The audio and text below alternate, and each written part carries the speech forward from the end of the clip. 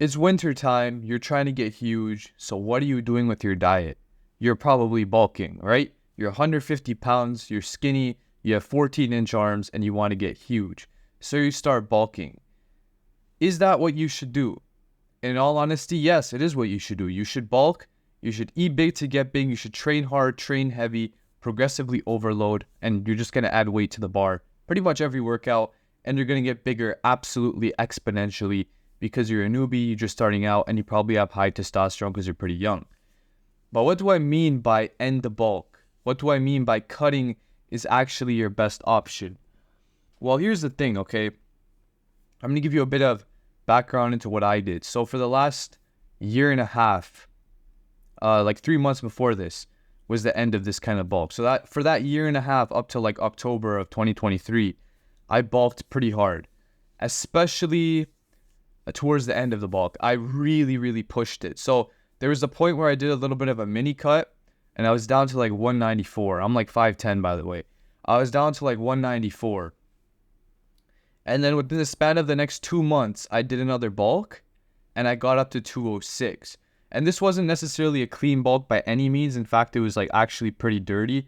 I remember I'd go to like Tim Hortons and get like donuts after workout just to like get the carbs in, which to be honest, bro, it's kind of bullshit. Like you don't need to get your carbs in by eating shit food. You can get your carbs in by eating clean food for the most part. Though I will admit that you'll get to a point in your bulk where to push in the excess calories to continue adding weight to the bar and to the scale, you do need to kind of add in a little bit of junk food. But I do feel like most people who are starting the bulk, especially younger guys who are like under 200 pounds, they don't need to really go that far. So that's one thing about bulking I just need to get out of the way. But so I was bulking and I was eating a lot of garbage food. And what ended up happening was I put on a lot of excess body fat. And what happened here is I probably have some videos and photos to throw on the screen, but I got pretty freaking big. But I was also pretty fat. Like actually pretty fat. Like I think I was getting near 20% body fat back then. Like I was pretty thick. My waist was kind of blown up. My abs were almost barely visible. And I had like way less striations than I used to have. Naturally, that makes sense because, I mean, I ate a lot of food. There were some days where I was eating 5,000 calories doing no cardio. So that is quite a bit. But then I started cutting. And here's the thing with cutting that a lot of people don't get. There's a lot of things with cutting that a lot of people don't get. People immediately think that you're just going to lose your gains. You're not going to build muscle while you're cutting. You can't build muscle in the calorie deficit, bro. What are you talking about? It's not possible. I'm here to tell you that cutting is actually really beneficial. Here's the thing, okay? This is especially for people who are genuinely interested in bodybuilding. If you're just Joe Schmo and you go to the gym to add more weight to the bar and you just love training, you could literally perma-bulk and it would not even matter. But I'm talking about someone who's actually trying to build a really balanced and strong physique for themselves.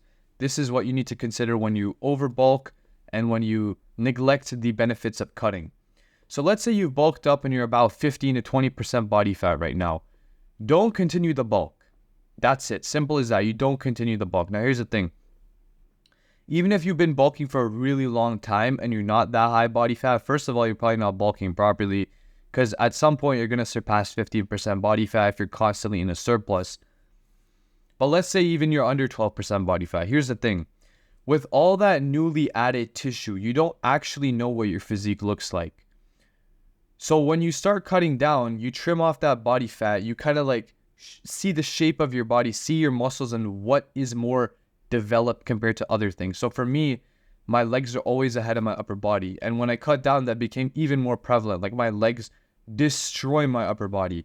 So what I considered doing was doing only one leg day a week and instead doing 2 upper body days, or at least training all my upper body muscles twice per week and training legs once per week. And now I'm starting to see a little bit of change. I see my upper body muscles kind of coming up and my legs kind of like slowly coming up, but not as fast as my upper body. And you might be asking, wait, but you're cutting. How are you adding muscle? And that's the other thing. If you've been bulking for a very long time, this is just from complete bro science from what I've experienced myself. If you've been bulking for a very long time, and like I'm talking uncomfortably bulking, when you start cutting, you will continue to build muscle. In fact, your body will be in a more primed state to add muscle than when you were bulking. Here's why.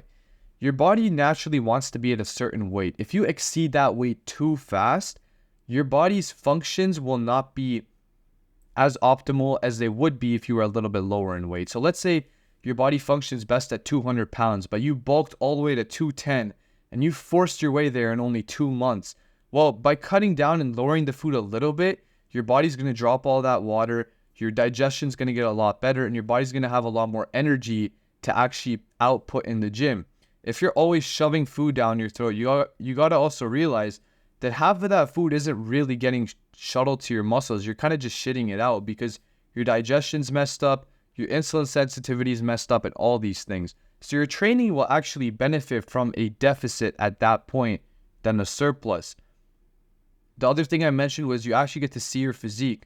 If you don't cut down, you don't know what you really look like, especially if you're going into bodybuilding. If you're not going into bodybuilding, it really doesn't matter because you can get to like beach body lean, like 10%, 8% and look good. But if you're trying to get down to like 6, 7%, like super shredded, like bodybuilder lean, then you need to consider that you don't actually see your physique until you fully cut down. So by fully cutting down at least once after like a year-long, 2-year-long bulk, now you see your physique. Now you're like, okay, this is what I have. I need more delts. I need more hamstrings. I have really good quads. I have really good lats. I can kind of chill out on those, but I need to bring these things up. Obviously, you're going to train everything because we still want bigger everything. But what you're lacking, you want to train more. And you see the physique. And you actually get into a state where your body's depleted. And when you get into a state where your body's depleted, the next time you feed it food, the next time you hop on the bulk, it's just like this. You start exponentially growing again because your body's so sensitive to carbs because you haven't fed it for so long. That's insulin sensitivity in a nutshell. Think of it like you have a sponge and you leave a dry ass sponge out in the desert. The next time you go and pour water over that sponge, that shit is going to soak it up like crazy. And now think of water as the carbs and the sponge as your body. When you feed your body carbs after being depleted for so long, you're going to blow up. Okay, so that is another reason why cutting is actually very beneficial and why if you bulked a little bit too far, it's time to cut down. And it's actually beneficial to cut down as well.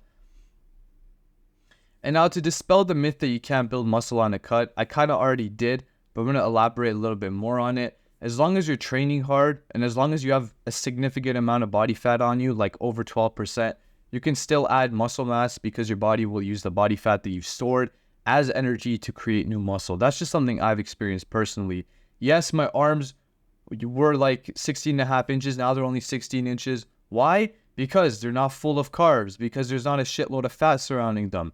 That's why. But I've still gone somewhat stronger, or like at least I maintained my strength on my arms, though I'm like 15 pounds lighter. Think about that. I'm 15 pounds lighter, and I'll put a side by side of two images here. Essentially the same shot, a side tricep, if I'm putting the same image on. And you can see it does not look like 15-pound difference. Like the one on the right is the cut and the one on the left is the bulk. And I still look pretty freaking good on the cut when you think that I've kind of like lost muscle and come down in size. That's not the case. What I will admit about the cut, however, is that you do actually feel smaller. Especially the first few weeks of the cut, you literally feel like a shrimp. And that's just because you've been so used to being full of carbs on the bulk. You're so used to pushing heavy ass weight that when you come off all those calories, you just feel small, but that's not actually what's happening.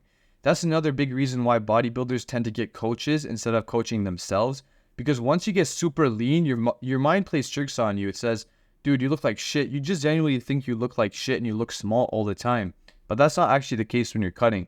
In fact, you look bigger when you're cut down with your shirt off, but you do look smaller when you have a shirt on, because obviously you don't have as much fullness, as much pop on you as you would during a bulk. But I mean, come on, you're leaner, you look better. So I know for most of you, the plan was to bulk up this winter, and I do still think that's a good plan. Like, bro, if you're going to bulk up. Like, it's cool. You know, I want to bulk up right now, but I'm dieting down. So I'm going to keep cutting.